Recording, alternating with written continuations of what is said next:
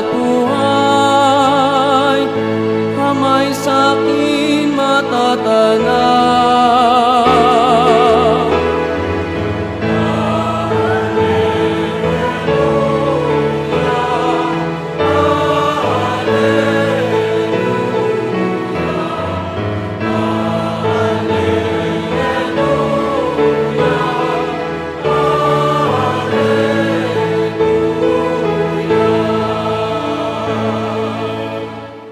Sumainyo ang Panginoon. At sumayo rin. Ang mabuting balita ng Panginoon ayon kay San Juan. Papuri sa iyo, Panginoon. Noong panahong iyon, sinabi ni Jesus kay Tomas, "Ako ang daan, ang katotohanan at ang buhay. Walang makapupunta sa Ama kundi sa pamamagitan ko. Kung ako'y kilala ninyo, kilala na rin ninyo ang aking Ama. Mula ngayon ay kilala na ninyo siya at inyong nakita." Sinabi sa kanya ni Felipe, "Panginoon, ipakita po ninyo sa amin ang Ama, at masisiyahan na kami." Sumagot si Jesus, "Matagal na ninyo akong kasama, Felipe. Di yata't hindi mo pa ako nakikilala. Ang nakakita sa akin ay nakakita na sa Ama. Bakit mo sinasabing ipakita mo sa amin ang Ama? Hindi ka ba naniniwalang ako'y suma sa Ama at ang Ama'y suma sa akin? Ang mga salitang sinasabi ko ay hindi ko sinasabi sa ganang aking sarili. Ang Ama na suma sa akin ang gumaganap ng kanyang mga gawain. Maniwala kayo sa akin. Ako'y suma sa Ama at ang Ama'y suma sa akin. Kung ayaw ninyong maniwala sa sinasabi ko, maniwala kayo dahil sa mga gawang ito.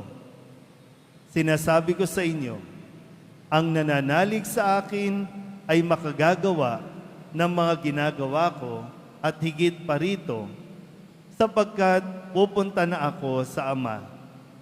At anumang hilingin ninyo sa Ama, sa aking pangalan, ay gagawin ko, upang maparangalan ang Ama sa pamamagitan ng Anak. Gagawin ko ang anumang ihilingin ninyo sa pangalan ko." Ang mabuting balita ng Panginoon. Pinupuri ka namin, Panginoong Hesu Kristo. Magsiupo muna po ang lahat.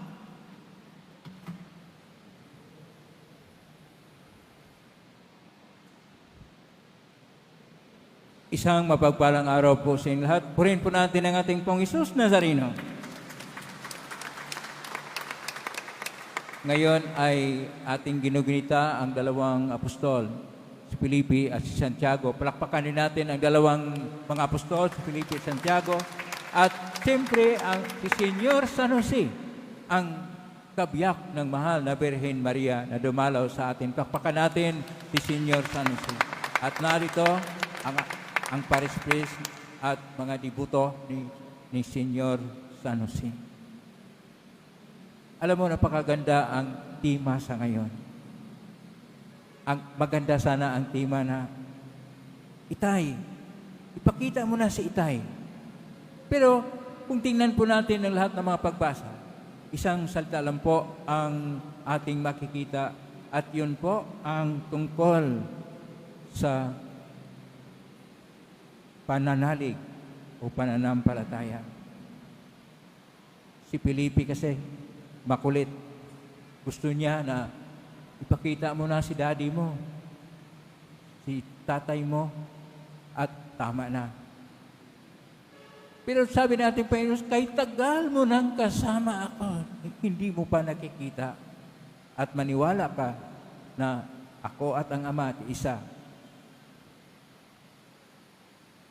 Dito po natin tingnan ang tungkol sa pananalig o pananampalataya. Sa salita ng ating Panginoong Hesus, ang salitang pananalig ay Amen. Kung inyo pong malala, doon po ang Amen. Diba? Kapag tayo tatanggap ng komunyon, katawan ni Kristo, tayo po tutugon, Amen. Yun po ay Amen. Ito po ay pananalig. Siya na nga, nanalig kami. Pero dahil ang atin pong Ebanghelyo original na kasulat sa Griego, o Koinoko na Griego, sa Koinoko na Griego, ito po ay pistivo, na sa salita naman ng Latin ay credo, o sa English, believe, at sa atin ay mananalig o manampalataya. Nakikita po natin sa ating mga pagbasa ngayon na si Felipe ay naglalarawan sa atin na kung minsan nangangailangan tayo ng konkrito na tanda upang tayo manalig sa Panginoong Diyos. Konkrito na kung minsan gusto nating makita, gusto nating madama, gusto nating eksperyensya na yan nga ay presensya ng Diyos at manalig tayo sa ating Diyos sapagkat hindi po natin makikita, hindi po tayo maniwala. Pero sinabi ng Panginoon, kung ayaw mo na maniwala na ang Ama ay nasa akin, sabi natin Panginoong Hesus, maniwala ka sa lahat ng ginagawa. Ang presensya ng Diyos ay hindi napapahayag sa salita, hindi napapahayag sa isang tao na nakita mo kahit tayo'y imahen at karawan ng Diyos kasi kung minsan, hindi mo naman talaga makita sa mukha ng tao na siya ay kamukha ng Diyos. Kaya kailangan na ating makita ano ang kanyang buhay, ano ang kanyang ugali at ano ang kanyang ginagawa. Doon natin madama na mayroong Diyos. Kapag ang isang tao ay nagpapahayag ng kabutihan, kapag siya'y napakabait, kapag napahayag na siya'y nakikisama, siya'y dumadamay, siya ay nakikinig, siya ay nariyan sa lahat ng panahon na kailangan ka ng pag-unawa at pagkinig dahil puno siya ng habag at awa sa iyo at pagmamahal.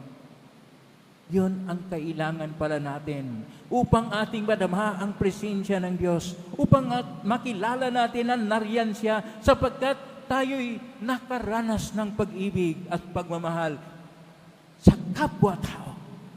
Sapagkat ayon pa sa unang sulat ni San Juan, Kapitulo 4, versikulo 19 hanggang 21, kung sinasabi mong iniibig mo ang Diyos na hindi mo nakikita at kinaputan mo yung kapwa-tao na yung nakikita, ikaw ay sinungaling. Kung iniibig mo ang Diyos, iniibig mo rin ang iyong kapwa-tao. Sa kapwa-tao natin na nagmamahal at kung tayo nagmamahal sa kanila, atin pong naipahayag ang Diyos at tayo po'y nakaranas, naka-eksperyensya na mayroong Diyos sapagkat mayroong pag-ibigan at mayroong pagmamahalan. Pagkisabi sa katabi mo, mahal ka ng Diyos. Mahal tayo ng Diyos at dahil mahal tayo ng Diyos, ipinakita ng Diyos gaano kadakila ang kanyang pag-ibig sa atin na kanyang nilikhain ang napakagandang universo, ang ating mundo. Nilikha tayo sa kanyang larawan at nilikha tayo na kawangis niya. At kawangis tayo ng Diyos, larawan tayo ng Diyos kapag nadama natin na mayroong kapwa-tao na kapwa-tao at nakipagkapwa-tao at nagmamahal ng tunay upang ating madama at makikita ang ating Panginoong Hesus na siya ay salita ng Diyos na nagkatawang tao. At ano pong sinabi sa ating Ebanghelyo ni San Juan, Kapitulo 14, versikulo 6, sabi, ako ang daan, ang katotohanan at ang buhay. Igo mi, odos, alitya, te, zu. Yun ang pagpapahayag na ang ating Panginoong Hesus, siya ang daan, siya ang katotohanan, siya ang buhay kung paano pinapahayag ang dakilang pag-ibig ng Diyos na handa siyang mag-alay ng kanyang buhay at namatay sa krus. Hindi sa madali na paraan. Naghihirap, namatay sa krus, nagbubo ng kanyang dugo upang ipahayag ang Diyos ay seryoso sa kanyang pagmamahal sa atin. Ang Diyos ay dakila at wagas sa kanyang pag-ibig sa atin. Nanda siyang mag-alay ng kanyang buhay. Dahil dito, pinapahayag niya sa pagitan ng kanyang salitang nagkataong tao, ang ating pong Isus Nazareno, gaano kadakila ang kanyang pag-ibig sa atin. Nangailangan din ito ng ating tugon. Kaya hindi lang po tayo tutugon sa Panginoon na, I love you, Lord. Mahal kita, Panginoon, na wala namang konkreto na batayan sa ating sinasabi kung hindi tayo nagpakabait, gumagawa ng mabuti, may adikain sa kabutihan, at hindi tayo namumulitika o nangungurakot sa politika. Tayo ay tunay na nagmamahal sa ating kapwa-tao. Kinakailangan lang po natin ang puso na handang magmahal, tunay na nagmamahal, na atin pong maunawaan at maalala ang sinasabi ni Santa Teresita del Niño. Lahat ay pag-ibig, at kung lahat ay may pag-ibig, ang Diyos rin ay pag-ibig. Naway, ang Diyos ng pag-ibig ay ating madama. Ang Diyos ng pag-ibig ay ating nabahayag sa ating pagmamahalan sa isa. Ating napahayag sa ating konkreto at sincero na pagsabuhay sa pag-ibigan at pagmamahalan sa tahanan na naging matapat at nagmamahalan ang mga magkasambahay. Na kung tayo may nagtrabaho, mahal natin ang ating trabaho. Na kung tayo ay mayroong ginagawa, may puso ang ating paggawa. Sapagkat pinapahayag natin na ang Diyos ay nagmamahal, dapat rin bawat kilos, bawat diwa natin ay nagpapahayag ng Diyos ay pag-ibig. Amen? Purihin natin ang Diyos.